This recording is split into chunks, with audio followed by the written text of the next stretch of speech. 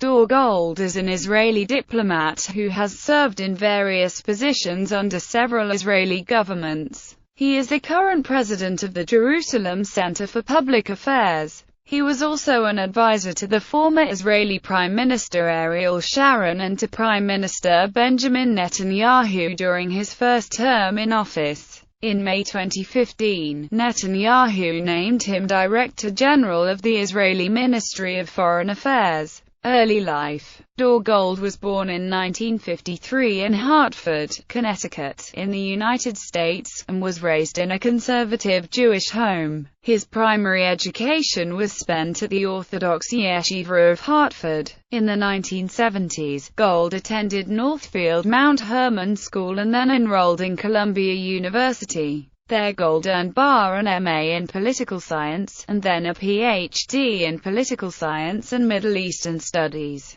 He studied literary Arabic and specialized in international law, and his doctoral dissertation was about Saudi Arabia. This research later formed the foundation for his 2003 New York Times bestseller, Hatred's Kingdom: How Saudi Arabia Supports the New Global Terrorism. In the book, Gold argues that Saudi Arabia actively funds terrorism by supporting the enemies of the U.S. and attacking its allies. Today, Gold lives in Jerusalem with his wife, Ofra, and his two children, Yael and Ariel. Career. Dore Gold's political career began in 1985 when Gold served as Senior Research Associate at Tel Aviv University's Moshe Dayan Center for Near East Studies. Later, he was appointed Director of the U.S. Foreign and Defense Policy Project of the Jaffe Center for Strategic Studies at Tel Aviv University and held this position from 1985 to 1996.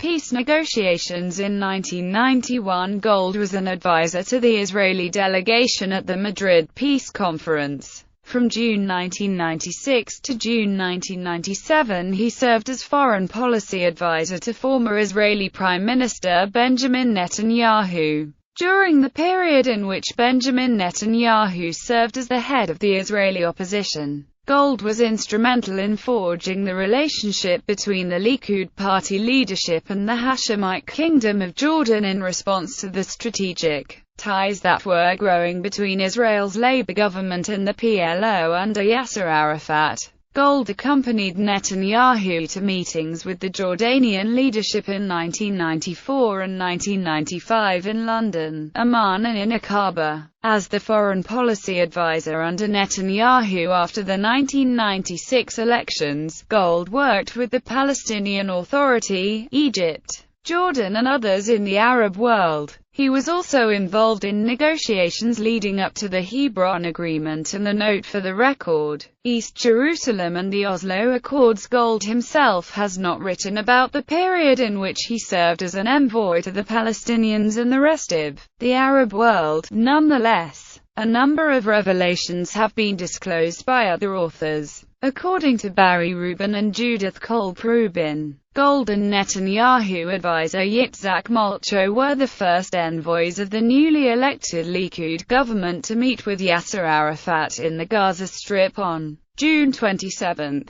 1996. Dennis Ross relates to the Abu Mazen Dore Gold talks that ensued afterwards, as a result of which the Palestinians closed down offices in East Jerusalem that Israel had argued were a violation of the Oslo Accords. This was the price that Arafat had to pay for his first meeting with Netanyahu. It was a hard concession for the Palestinians, according to Ross, for it was viewed by them as a symbolic retreat on East Jerusalem, Syria and the Golan Heights on the Syrian negotiating track. Former Israeli ambassador to the U.S., Itamar Rabinovich, describes how he concluded with Gold an understanding over the monitoring group for southern Lebanon, which was followed by a direct discussion between Gold and the Syrian ambassador to the U.S., Walid Muallim. According to the French journalist Charles Enderlein, Gold secured a commitment from Secretary of State Warren Christopher that the Rabin deposit on the future of the Golan Heights did not bind the State of Israel. This effort also included obtaining a new U.S. commitment from the Clinton administration to the September 1975 Ford letter, in which it was stated that the U.S. would give great weight to Israel remaining on the Golan Heights. According to the Israeli Hebrew daily, Maariv, Christopher wrote this renewed commitment in a formal letter of assurances to Prime Minister Benjamin Netanyahu on September 19, 1996. Ambassador to the United Nations from 1997 to 1999, Gold was the Israeli ambassador to the United Nations. In 1998, Gold served as a member of the Israeli delegation at the Wye River negotiations between Israel, the PLO, and then U.S. President Bill Clinton at the Wye River plantation in Maryland. Later life. Since 2000, Gold has served as president of the nonprofit institute, Jerusalem Center for Public Affairs. From 2001 to 2003, Gold served as an advisor to Israeli Prime Minister Ariel Sharon, most notably at the Aqaba summit with President George W. Bush. During this period, Gold regularly appeared on U.S. network television programs on behalf of the Sharon government, including Meet the Press, The Today Show, CNN's Late Edition, as well as on Fox and Friends. In July 2003, Gold testified as an expert before the U.S. Senate Committee on Governmental Affairs on Saudi Arabia's alleged role in providing ideological and financial support for international terrorism measures against Ahmadinejad. Since 2006, Gold led an international effort by the Jerusalem Center for Public Affairs to advocate that UN member states take legal measures against President Mahmoud Ahmadinejad of Iran on grounds that he violated the anti-incitement clauses of the 1948 Genocide Convention. With his repeated statements about wiping Israel off the map, Gold led a delegation to a conference held jointly with the Conference of Presidents of major American Jewish organizations at the New York County Bar Association on December 14, 2006. Speakers included former Canadian Justice Minister Irwin Cotler, Professor Alan Dershowitz of Harvard Law School, and the U.S. Ambassador to the UN John Bolton. Senator Hillary Clinton sent a letter of support to the conference. Gold led an Israeli delegation to a second conference at the British House of Commons on January 25, 2007, which was chaired by Lord David Trimble and supported by members of the British Labour Party and the Conservative Party. Former Israeli Prime Minister Benjamin Netanyahu joined the Israeli team. As a result of this effort, over 60 members of the House of Commons called for the indictment of Ahmadinejad. A third event organized by Gold and the International Association of Genocide Scholars was held on September 23, 2008 in Washington, D.C. Speaking at the third conference was Ambassador Richard Holbrooke, former U.S. Ambassador to the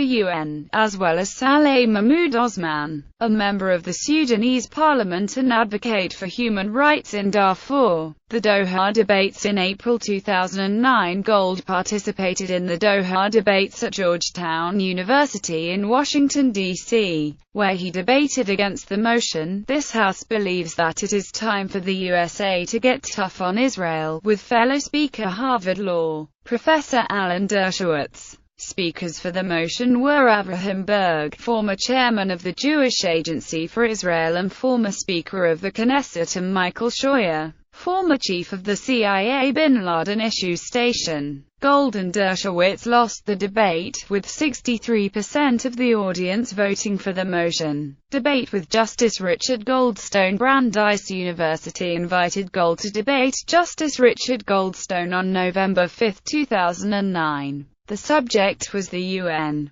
Gaza report. Jeff Jacoby wrote in an opinion piece in the Boston Globe on November 7. Dore Gold, Israel's former ambassador to the UN, brought facts and figures, maps and photographs, audio and video in English, Arabic, and Hebrew. Last night's encounter marked the first time Goldstone publicly debated the report's merits with a leading Israeli figure. It would not surprise me that he is in no hurry for a second appearing at the International Criminal Court in The Hague. Ambassador Gold was invited to attend a roundtable meeting at the office of the prosecutor of the International Criminal Court in The Hague, held on October 20, 2010. A total of 8 specialists appeared and submitted papers. They discussed the Palestinian Authority's declaration on January 22, 2009 recognizing the jurisdiction of the ICC, in accordance with an article in the Rome Statute, normally reserved for states. The PAR was seeking the implicit recognition of the ICC prosecutor that it already was a state. Rejoining Netanyahu, it was announced in December 2013 that Gold would once again advise Benjamin Netanyahu. His purview will not include negotiations with the Palestinians, but will cover Israel's relations with the US and United Nations, as well as Iran policy.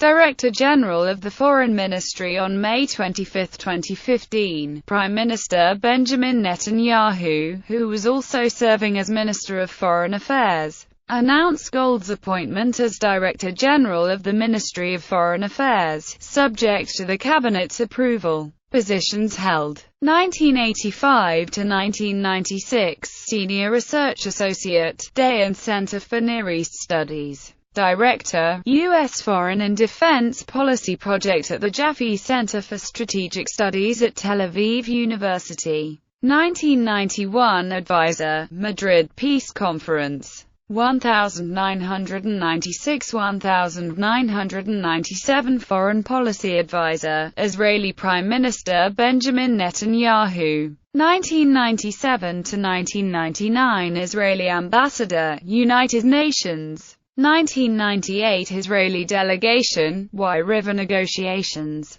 2000 President, Jerusalem Center for Public Affairs. 2002–2004 Advisor, Israeli Prime Minister Ariel Sharon. Publications. Books: The Rise of Nuclear Iran, How Tehran Defies the West. ISBN 1-59698-571-2. The Fight for Jerusalem, Radical Islam, the West, and the Future of the Holy City. Tower of Babel, How the United Nations Has Fueled Global Chaos. ISBN 1-4000-54753. Hatred's Kingdom, How Saudi Arabia Supports the New Global Terrorism. ISBN 0-89526-135-9. American Military Strategy in the Middle East. The Implications of the U.S. Regional Command Structure for Israel, 1993. Israel as an American non-NATO ally.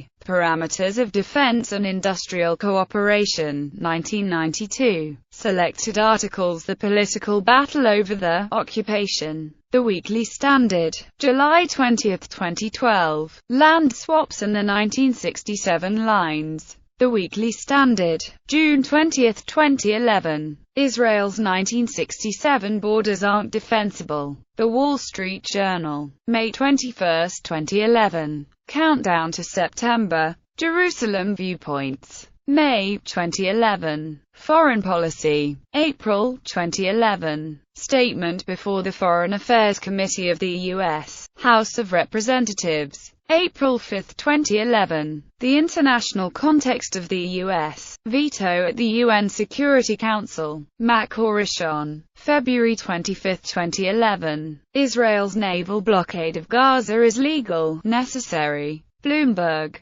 June 10, 2010. Iran's nuclear aspirations threaten the world. LA Times. August 6, 2009. Israel's forgotten rights in Jerusalem. Haaretz. May 2009. Did Israel use disproportionate force in Gaza? JCPA. December 28, 2008. The dangers of peace-making. America's latest efforts merely entrenched al-Qaeda in the Gaza Strip. Wall Street Journal. August 12, 2007. Saudi Arabia's dubious denials of involvement in international terrorism. Jerusalem Viewpoints. October 1, 2003. Saudi support for international terrorism. U.S. Senate Committee on Governmental Affairs. July 31, 2003. The Kingdom of Incitement. Wall Street Journal. April 14, 2003. Baseless comparisons. UN Security Council resolutions on Iraq and Israel. Only buffer zones can protect Israel. The New York Times. February 27, 2002.